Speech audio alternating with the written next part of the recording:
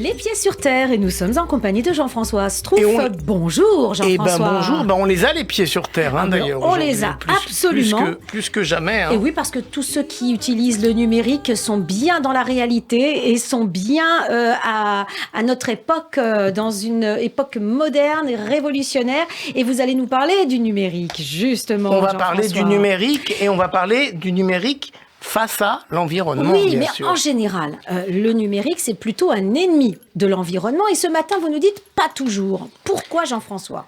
Alors, le numérique, c'est normalement quelque chose de très difficile sur la question environnementale. Oui. Je vais donner quelques exemples très précis pour que les gens mesurent. Les gens ne mesurent pas toujours.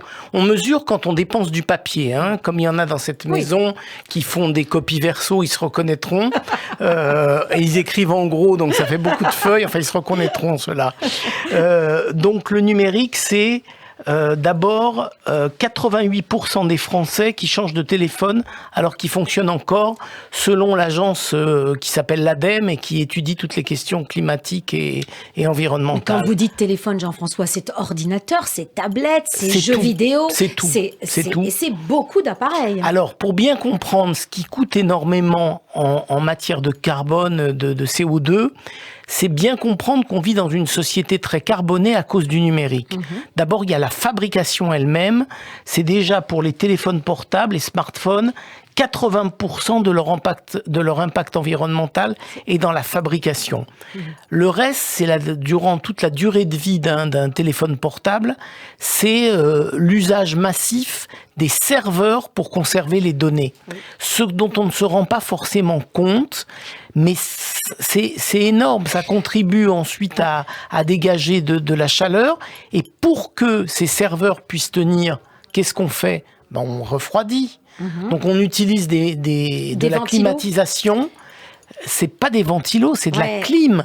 C'est-à-dire que la clim qui, quand elle refroidit un endroit, produit de l'air chaud derrière. Donc c'est une sorte de cercle vicieux qui fait que, au total, on aurait vraiment raison de limiter le renouvellement des téléphones portables. Le renouvellement, mais après, lorsque les téléphones, les ordinateurs sont jetés, vont à la déchetterie, là aussi, ça augmente le nombre de déchets qui ne sont pas... en tout cas, qu'on ne peut pas recycler. Absolument. Voilà. Et puis, il faut en refabriquer d'autres. Et puis, il y a les terres rares dont on a besoin pour fabriquer. Et quand on veut les recycler, là aussi, ça demande aussi beaucoup de main-d'œuvre. Donc, il y a quand même un gros problème au niveau de... Oui, c'est de la production de CO2 massif tout au long de ce qu'on appelle le cycle de vie d'un téléphone portable. Mais pour autant, on ne peut pas s'en passer, Jean-François. Comment faire pour se passer de téléphone portable? Alors, personne ne dit ça. Attention. Le développement durable, c'est tout sauf la décroissance. Il ne faut pas limiter l'activité, mais il faut l'organiser, il faut l'accompagner. Et dans cette perspective-là, on commence à voir des providers, des sociétés de fabrication de portables et de services proposés qui ont une approche différente. Il y a les téléphones reconditionnés qu'on peut acheter. Si déjà, on a vraiment l'envie de changer son téléphone alors qu'il fonctionne bien, on le donne au reconditionnement, puis on en achète un reconditionné. Absolument, des écouteurs, tout ça. Moi, j'ai des écouteurs d'excellente qualité qui sont reconditionnés. C'est les fameuses petites boîtes un peu marron comme ça qui disent ce produit a été reconditionné. C'est de qualité identique aux produits neufs et l'avantage, c'est que ça coûte beaucoup moins cher et que ça ne nuit pas à l'environnement. Alors, vous vouliez nous parler également de l'émergence de sociétés ce matin, des sociétés qui proposent autre chose. Télécoop, Fairphone. Alors, qu'est-ce qu'elles peuvent nous apporter, ces sociétés-là ? Alors, il faut bien comprendre, on a l'impression que les choses sont figées dans leur réalité. Mais en fait, c'est le modèle de la relation avec le client qui peut être générateur d'obsolescence ou au contraire de durabilité. Par exemple, tant que le changement de portable sera présenté comme vertueux, encouragé par les compagnies avec valorisation des dépenses et accumulation de points d'un endroit au renouvellement considéré comme le summum du service performant, forcément, on va consommer toujours beaucoup plus de CO2. Ce modèle poussera à la consommation et aux chiffres que je viens de donner par l'ADEME, 88% de changement alors que le portable fonctionne encore. Et oui, parce qu'on propose donc il faut changer le modèle. Voilà. On pousse les gens à acheter quelque chose de, dit-on, plus performant. alors que pas forcément. Alors qu'un autre modèle est possible, oui. C'est le modèle de la sobriété. Imaginons, il y a des banques coopératives. Télécoop, c'est apparemment une société coopérative de gestion des téléphones. Pourquoi n'y aurait-il pas des providers coopératifs? J'imagine un truc, c'est moi qui viens de l'inventer. Oui. Un provider qui récompense ses clients par des bons d'achat dans des sociétés membres de la même coopérative. C'est un cercle vertueux, recréer un cercle vertueux. C'est-à-dire, c'est pas changer le matériel, c'est changer le modèle économique. De consommation. Vous voyez, finalement, Léa, réfléchissons bien.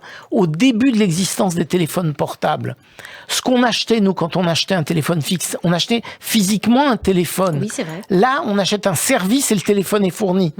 Donc, changer de modèle pour que le modèle soit plus vertueux.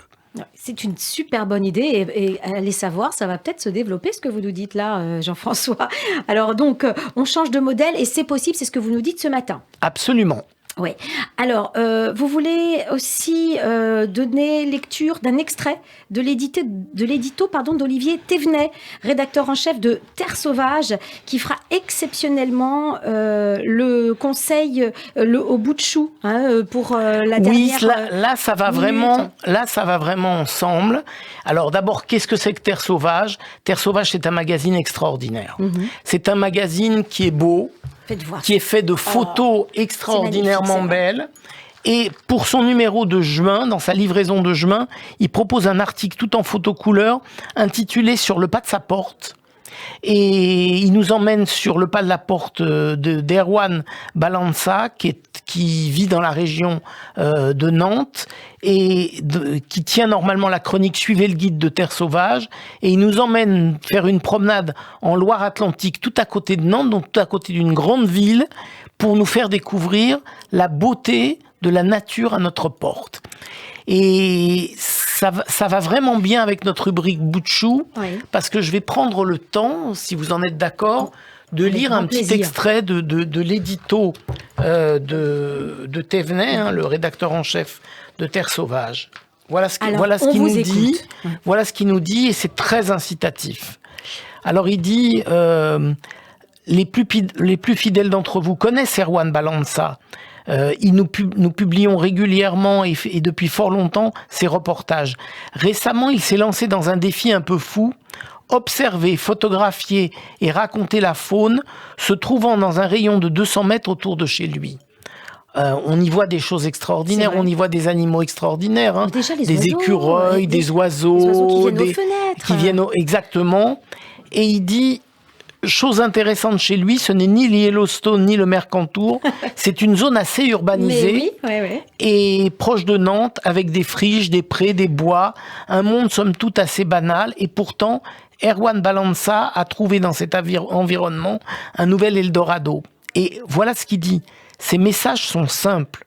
L'observation de la nature ne réclame pas de grands moyens, si ce n'est de la patience. Il n'est pas nécessaire d'investir dans un affût, un piège photographique. On peut tout simplement déambuler sur les chemins, les sens en alerte, admirer une prairie perlée de rosée, s'allonger sur le sol pour capter le moindre mouvement et le moindre son. L'expérience doit nous permettre de renouer avec notre capacité d'émerveillement comme on peut la proposer aux enfants. Eh bien, ça, c'est magnifique. Et moi, je propose aux parents d'acheter Terre Sauvage et de leur faire découvrir comment une de leurs activités, ça peut être d'observer autour d'eux. Oui, absolument. Et on a bien envie d'observer votre t-shirt. Alors, je vais engager tous les auditeurs qui nous écoutent d'aller sur radioj.fr cet après-midi, parce qu'en podcast, vous verrez cette émission, Les Pieds sur Terre, et on verra Change, Be Responsible. C'est votre très joli t-shirt, Jean-François, avec un bel ours blanc. Et c'est en Bermuda. Un ours en Bermuda à cause du réchauffement climatique. Écoutez, ça vaut le coup d'œil. Merci Jean-François. Merci, on se retrouve la semaine prochaine.